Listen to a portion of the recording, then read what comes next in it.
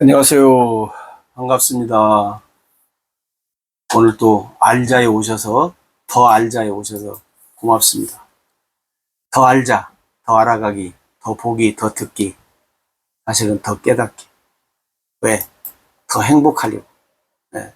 오늘 더 알자 19강, 누가복음 24장, 오늘 세 번째. 누가복음 24장에서 세 번째.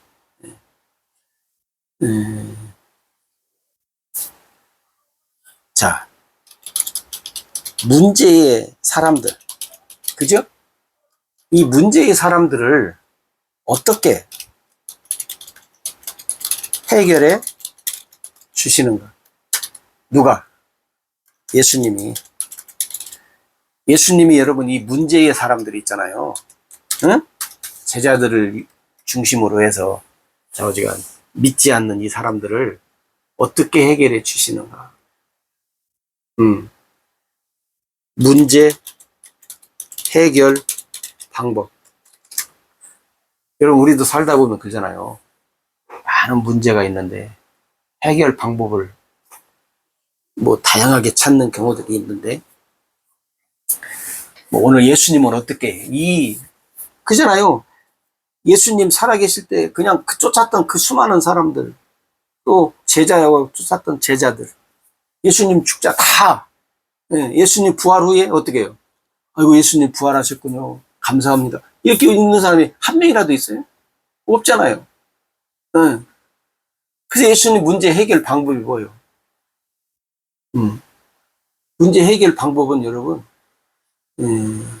27절에 아까 말씀드렸던 것처럼 27절에서 자세히 설명해 주셨다. 네? 자세히 말씀을 자세히 설명해 주셨다. 그 다음에 32절에 보면 여러분 길에서 우리에게 말씀하시고 우리에게 성경을 풀어주실 때 성경을 풀어주셨다. 다시 말하면 가르쳐줬다 그 말이에요. 성경을 가르쳐 주셨다.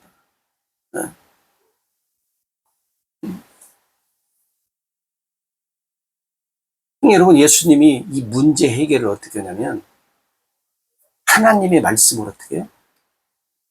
다시 가르쳐 주시는, 다시 가르쳐.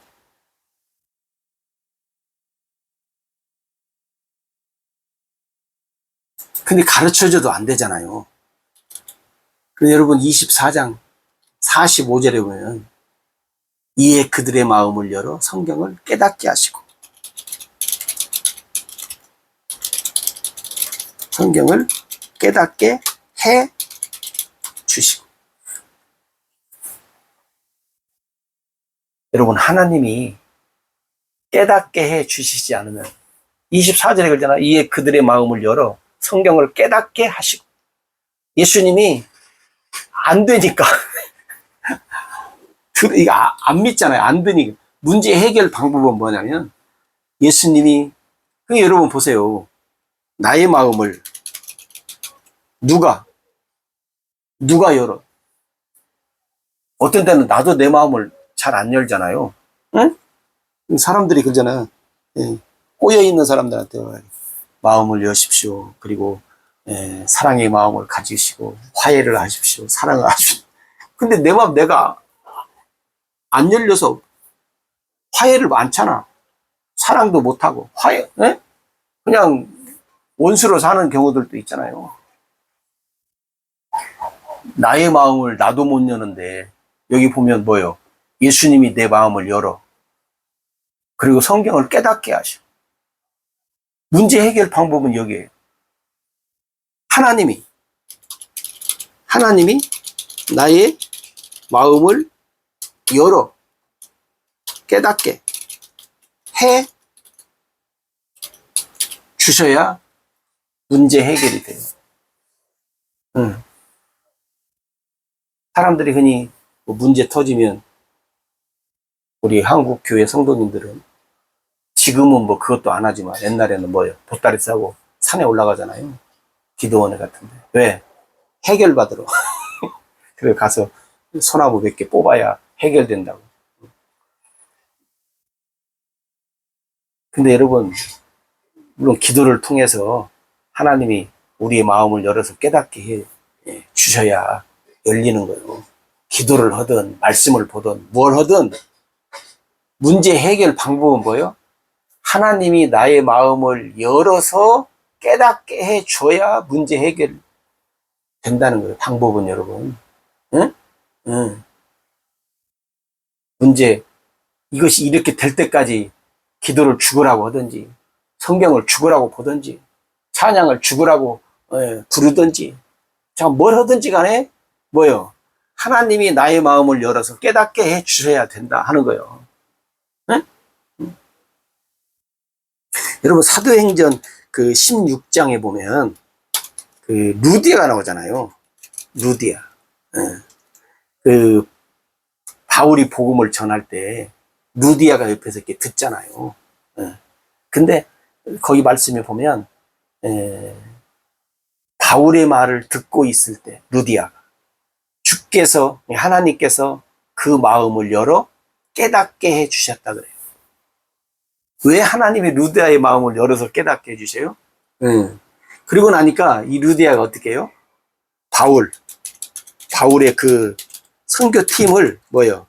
자기 집으로 초청해서 자기 집을 어떻게 해요? 복음 센터로 쓰라고 해요. 여기서 먹고 자고 여기서 머물면서 복음을 전해라. 응? 왜 그러냐면 지금 어디 머물 곳이 없잖아요. 이게 하나님이 루디아가 그 자주 장사했다고 하잖아요. 옷감 장사. 그러니까 그 돈이 좀 여유가 있었던 사람 같아요. 그러니까 하나님이 루디아의 마음을 열어가지고 바울의 선교팀을 자기 집의 복음 센터로 정해서 복음의 일을 하도록 열어주시. 여러분, 하나님이 우리 개인의 마음을 열어주지 않으시면 안 되는 거예요. 이것이 뭐예요? 이것이 신명기 30장 6절에 나오는 뭐예요? 마음의 할례요. 마음의 할례. 마음의 할례. 내가 너와 내 자손의 마음에 할례를 베푸사 마음을 다하고 뜻을 다하고 성품을 다해서 하나님을 사랑하게 하사 생명을 갖고 내가 살도록 해주겠다. 응? 여러분, 오늘날 하나님은 어떻게 해요? 하나님은 보혜사, 진리에 성령으로 나에게 역사하셔서 내 마음을 어떻게 해요? 열어. 하나님이 성령을 통해서 내 마음을 열어서 어떻게 해요? 하나님의 일을 하게 하시는. 그러니까 여러분, 이것을 우리가 이제 성령 세례라고 그러잖아요. 응? 성령 세례.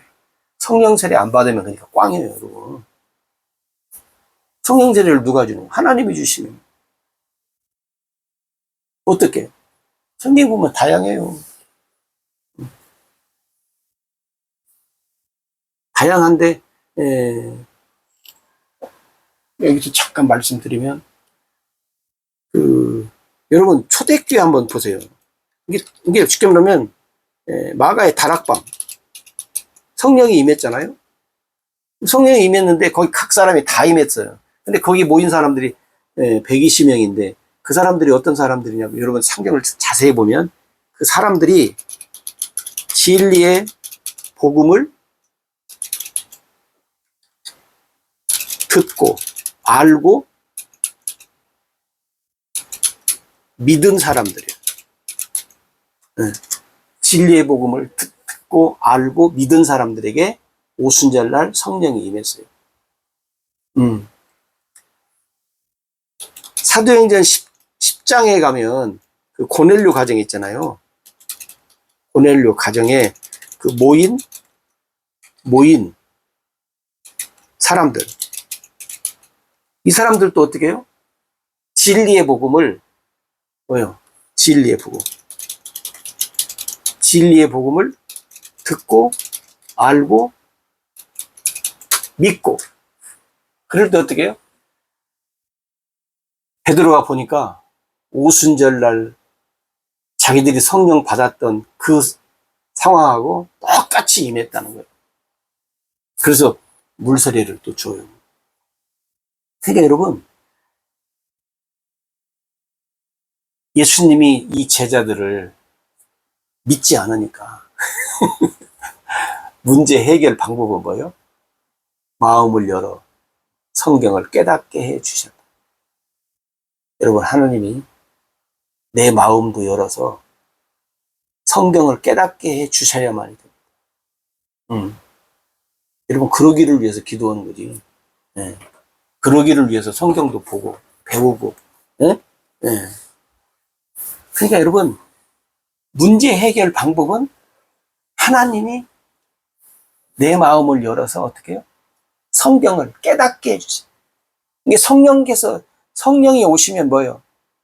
내가 너희로 하나님의 말씀을 다 생각나게 하시리라. 가르쳐 주시리라. 깨닫게 해주겠다는 거예요. 네. 그러니까 여러분, 오늘 우리가 그 누가복음 24장에서 첫 번째 시간, 두 번째 시간, 오늘 세 번째 시간을 이렇게 생각했는데, 여러분들이 한번 그 누가복음 24장을 여러 번 보십시오. 여러 번 보시면서 결론이 이렇게 예수님이 해결해 주셨구나. 근데 이미 예수님이 해결해 주신 것은 뭐예요? 뒤에 또 계속 예수님이 해결해 주신 그 방법대로 초대교회 사건도, 다락방 사건도, 고넬료 사건도 다 예수님이 하신 그 해결 방법대로 다 해주셔. 이게 그 전에도 이미 예수님이 가르쳐 줬는데도 몰랐어요, 제자들이. 우리도 그러잖아요. 몰랐어. 이게 알아야 돼요. 그래서 더 알자요. 여러분, 우리 더 합시다. 더 알아가지고 정말 알면 행복하잖아요. 그래서 문제 해결, 다른 방법은 없어요. 그래서 하나님이 내 마음을 열어서 마음에 할례를 주시고 성령을 주시고 깨닫게 하셔서 우리가 행복하게 삽시다. 행복합시다. 고맙습니다.